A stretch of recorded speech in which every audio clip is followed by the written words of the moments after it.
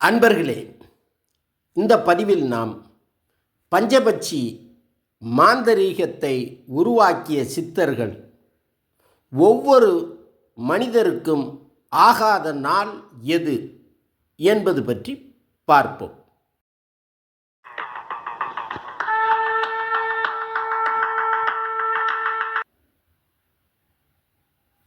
தமிழ் மக்களின் வாழ்வியலில் நமது சித்தர்களின் பஞ்சபட்சி மாந்தரீகம் முக்கிய பங்கு வகிக்கிறது.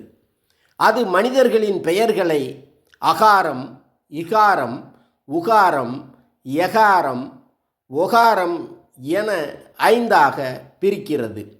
அதேபோல் இதற்கு உண்டான பட்சிகளையும் 5ஆக பிரிக்கிறது. ஆகவேதான் இது பஞ்சபட்சி மாந்தரீகம் என அழைக்கப்படுகிறது. பஞ்சபட்சி மாந்தரீக கலையை அறிந்தவர்கள் எப்போதும் தங்கள் பேச்சில் உண்மையையும் பயனுள்ள சொற்கள் பேசுவதையும் கடைபிடிக்க வேண்டும். பிறர் மனம் புண்படாமலும் பிறர் ரசிக்கும்படியும் பேச வேண்டும் என்பது சித்தர்களின் வாக்கு. சித்தர்கள் ஆயுத வலிமையை விட தவ வலிமை மிகவும் சக்தி வாய்ந்தது என்பதை உலகிற்கு மெய்ப்பித்து காட்டியவர்கள். இவ்வாறான ஆற்றல் கொண்ட நம் தமிழ் சித்தர்கள்தான் ஒவ்வொரு மனிதனின் பெயரை உச்சரிக்கும் போதும் அந்த ஓசையில் முதல் எழுத்தாக வரக்கூடிய அ, இ, உ, ஏ, ஓ ஆகிய 5 எழுத்துக்களின் உருவ அமைப்பை போல் இருக்கக்கூடிய பட்சிகளை இவைகளுக்கு உண்டான பட்சிகளாக கொண்டு பஞ்சபட்சி சாத்திரத்தை உருவாக்கினார்கள்.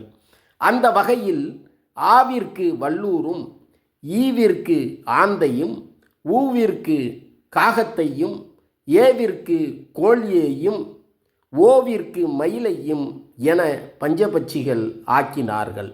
பஞ்சபட்சி மாந்தரீகத்தில் படுபட்சி முக்கிய பங்கு வகிக்கிறது. படுபட்சி என்றால் ஆகாத நாள் என்று பொருள். அகாரத்தில் பெயரினை உடையவர்களுக்கு வளர்பிறையில் வியாழன் சனிக்கிழமைகளும் தேய்பிறையில் செவ்வாய்க்கிழமையும் ஆகாத நாட்கள். அதாவது தனக்கான படுபட்சி நாட்களில் எந்த ஒரு முக்கிய செயல்களிலும் ஈடுபடுவதை தவிர்க்க வேண்டும். நாம் யாரிடம் இருந்து காரியம் சாதிக்க விரும்புகிறோமோ அவருக்கு அது படுபட்சி நாளாக இருப்பது நல்லது. அப்போதுதான் அவர் நமது பேச்சை செவி கொடுத்து கேட்பார். மாந்திரிக செயல் மூலம் எதிரியை வீழ்த்த வேண்டுமானால் அவரின் படுபட்சி நாள் அறிந்து செயல்பட்டால் எதிரி வீழ்வது உறுதி. இகாரத்தில் பெயரினை உடையவர்களுக்கு வளர்பிறையில் ஞாயிறு மற்றும் வெள்ளியும் தேய்பிறையில் திங்கட்கிழமையும் படுபட்சி நாட்கள். ஊ காரத்தில் பெயரினை உடையவர்களுக்கு வளர்பிறையில் திங்கட்கிழமையும் தேய்பிறையில் ஞாயிற்றுக்கிழமையும் படுபட்சி நாட்கள். ஏ காரத்தில் பெயரினை உடையவர்களுக்கு வளர்பிறையில் செவ்வாயும் தேய்பிறையில் ஞாயிற்றுக்கிழமையும் படுபட்சி நாட்கள். ஓகாரத்தில் பெயரினை உடையவர்களுக்கு வளர்பிறையில் புதனும் தேய்பிறையில் புதன் மற்றும் வெள்ளிக்கிழமைகள் படுபட்சி நாட்கள். இந்த படுபட்சிக்கென நமது சித்தர்கள் தனி சாத்திரத்தையே உருவாக்கி வைத்துள்ளார்கள் என்பது குறிப்பிடத்தக்கது. இதனை நன்கு புரிந்து கொண்டால் அவர் தன் வாழ்வில் பல செயல்களை வெற்றிகரமாக கையாள முடியும். இந்த பஞ்சபட்சி மாந்தரீக கலையை கற்று கொண்டவர்கள் மற்றவர்களின் துயர் துடைக்க இதனை பயன்படுத்த வேண்டும். எக்காரணத்தை கொண்டும் தெய்வ பக்தி நிறைந்தவர்களுக்கு எதிராகவும் அப்பாவிகளுக்கு எதிராகவும் பயன்படுத்தக்கூடாது. பயன்படுத்தினால் பலிதம் ஆகும். ஆனால் தெய்வம் நின்று ஒரு நாள் கண்டிப்பாக தண்டிக்கும்.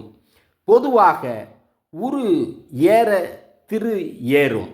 அதாவது மந்திரங்களின் உரு ஏற ஏற தன் உடம்பில் திரு ஏறும். தெய்வ அருள் நிலைத்து நிற்கும். இவ்வாறு திரு ஏறிவிட்டால் மந்திரம் சொல்ல வேண்டிய அவசியம் இல்லை.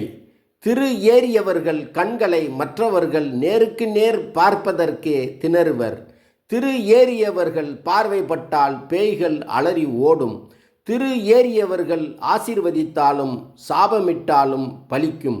ஒரு மனிதன் அவனுக்கு கெட்ட நேரம் இருக்கும்போதுதான் மாந்தரீகத்தின் உதவியை நாடுவான். ஒருவனுக்கு நேரம் நன்றாக இருந்து கோள்களின் ஆதிக்கமும் சாதகமாக இருக்குமானால் அவனுக்கு மாந்திரீகத்தை கொண்டு செய்யக்கூடிய கெடு செயல்கள் பலிக்காது. ஆனாலும் தேர்ந்த மாந்தரீகர்கள் ஒருவனுக்கு நல்ல திசை நல்ல புத்தி நடந்தாலும் அதனை தெரிந்து கொண்டு அதற்குண்டான கோள்களின் ஆற்றலை தனது மாந்திரீக ஆற்றலால் கட்டுப்படுத்தி ஒருவனுக்கு எளிதாக கெடுதலை செய்துவிட முடியும். ஆகவே ஒரு மாந்தரீகருக்கு சோதிடமும் தெரிந்திருப்பது அவசியம். அது மட்டுமல்ல, சிலர் நோயை மாந்தரீக கோளாறு என்று நம்பி வருவதும் உண்டு. அப்படிப்பட்டவர்களுக்கு தீர்வு காண மூலிகைகளை பற்றியும் தெரிந்திருத்தல் அவசியம். ஆகவே ஒரு மாந்தரீகர் ஜோதிடமும் மருத்துவமும் தெரிந்திருத்தல் அவசியம் எனும் இச்செய்தியோடு மீண்டும் ஒரு பதிவில் சந்திப்போம். நன்றி.